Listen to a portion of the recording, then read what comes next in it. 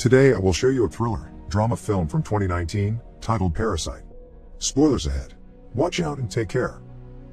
In a small semi-basement apartment in Seoul, the Kim family does their best to survive.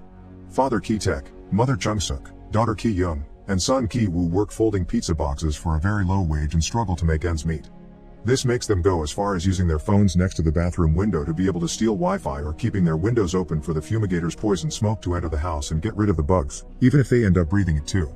One evening, they're visited by Min-hyuk, a friend of Ki-woo's that brings them a scholar's rock from his grandfather's collection, meant to be an amulet for wealth.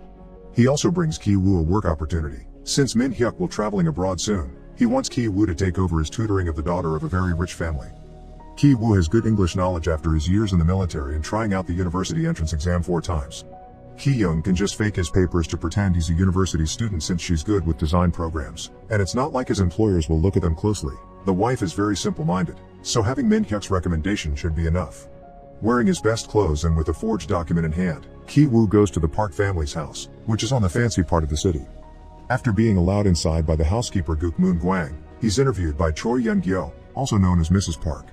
Just as predicted, she barely looks at the paperwork and trusts Min-hyuk's word, but she wants to sit through the first lesson to check Ki-woo is a good, proper man. Ki-woo will be teaching the daughter Dae, who starts off as very shy and gets startled when Ki-woo suddenly grabs her wrist, but since it's only a gesture to comfort her when she's having a hard time understanding the exercise, she quickly softens up to him. Mrs. Park is happy with what she's seen, so she decides to hire Ki-woo and pay him well. After the first class, he also gets to meet her son, Da-song, who has joined the Scouts and is obsessed with playing Indians. Ki-woo used to be a scout too, so he shows understanding, and when Mrs. Park shows him her son's drawings, Ki-woo gets an idea.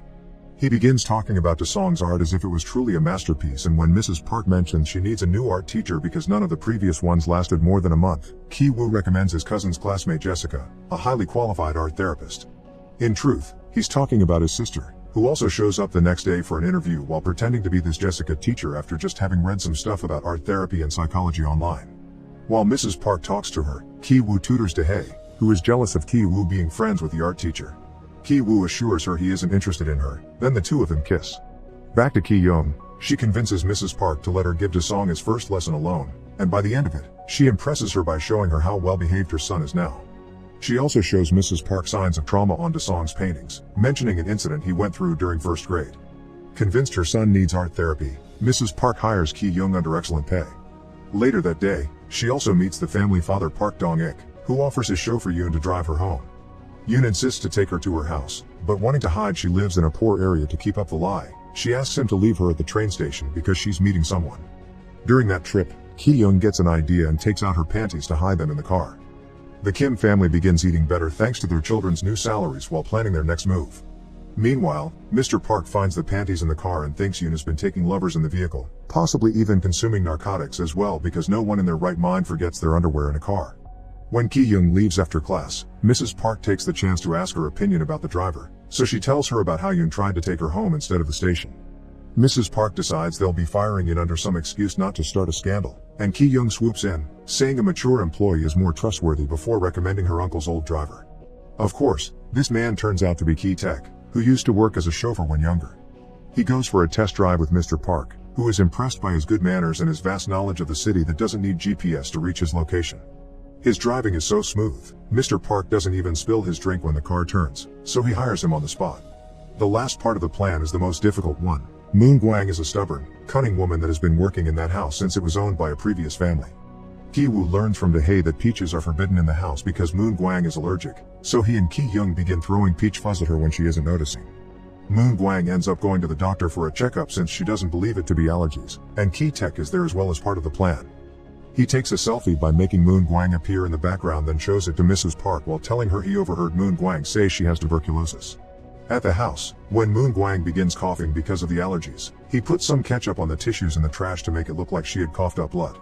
Ashamed to have a sick employee in the house, Mrs. Park makes Ki-taek promise he won't tell her husband about it, then fires Moon-gwang under some excuse, telling Mr. Park she quit. Mr. Park begins to worry about the lack of cooking and cleaning in the house, so Ki-taek gives him the card of a prestigious agency he almost worked for, giving Mr. Park permission to tell his wife that he got the idea. This agency supposedly provides families with trustworthy employees, but in truth, it's another ruse by the Kims. The phone on the card is the second number Ki Young got for this, and when Mrs. Park calls, she pretends to be a secretary asking for lots of official paperwork. Eventually, Chung Suk is hired as the new housekeeper and the whole Kim family is in. Da-song notices they all smell the same, but they realize it isn't the soap, it's the smell of their old cheap apartment.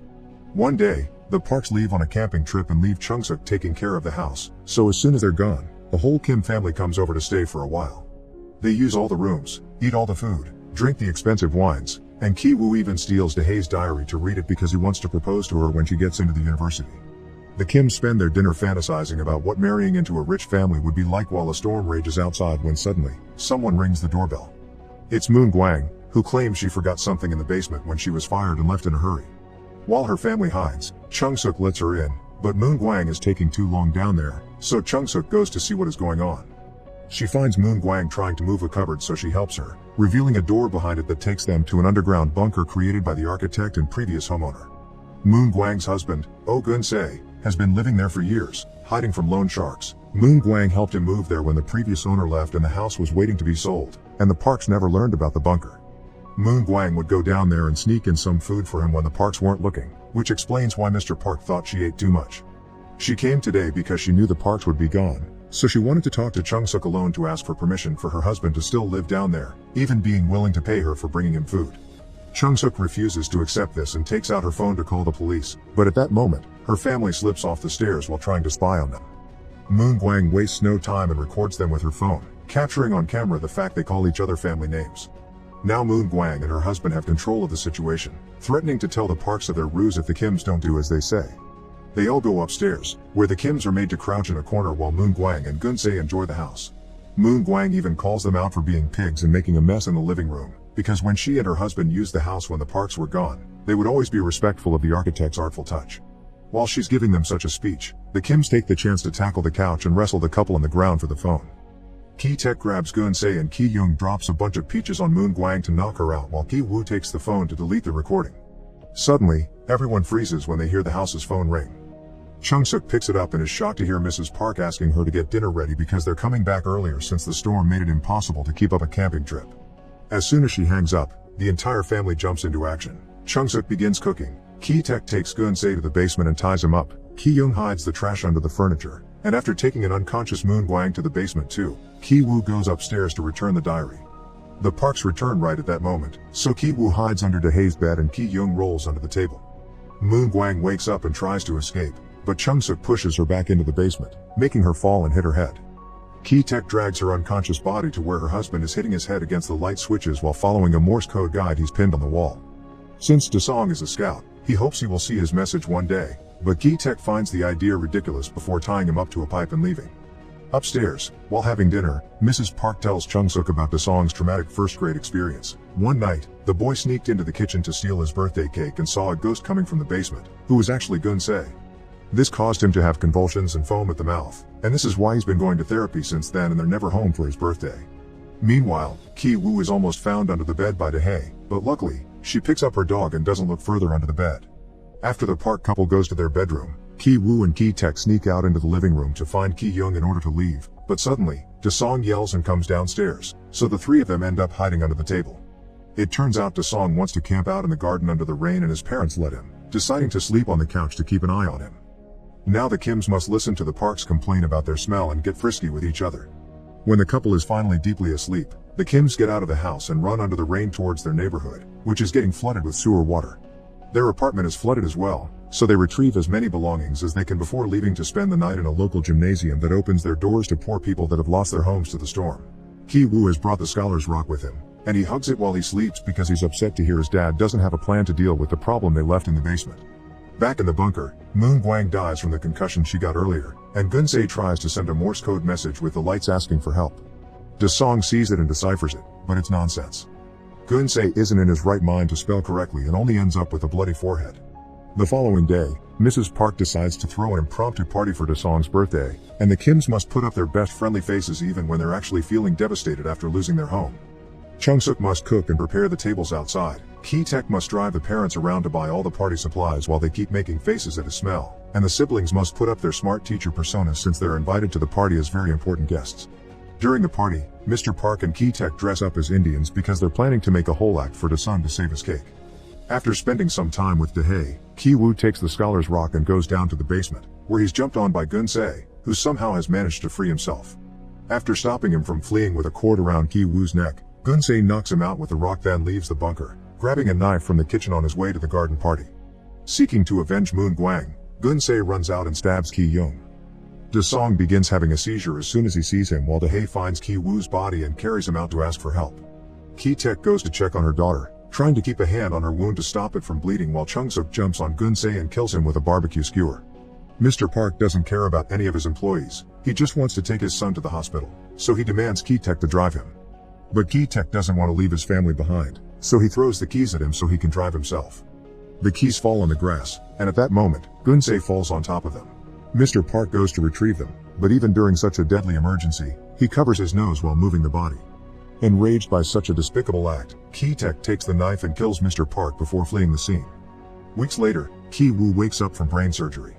The injury and the procedure have left his mind in a delicate state, so he can't help laughing through all the things that proceed to happen to him. Finding out his sister is dead and his father is missing, getting arrested, being put on trial for fraud, being allowed to leave on probation because of the traumatic incident that they aren't charged for because it was on self-defense. He only stops laughing when he sees the news report recording the now empty house, making everything that happened feel more real. Neither he nor his mother knows where his father is, but the detectives keep on tailing them for a while, thinking they may take them to him. Months later, after the news finally moved on to other subjects and the cops don't follow them anymore, Ki-woo goes up the mountain and spies on the Park's house, which is now occupied by a German family that bought it because they didn't know its history. There, Ki-woo realizes someone is using the lights to send a message in Morse code. It's his dad, who all this time has been hiding in the house bunker. He has buried Moon Gwang in the backyard and survives by raiding the kitchen every night. He also sends the Morse messages every day, hoping his son would see them one day. Back in his old apartment he still shares with his mother, Ki-woo writes a letter for his dad, promising to work hard and get enough money to one day buy the house and reunite with him.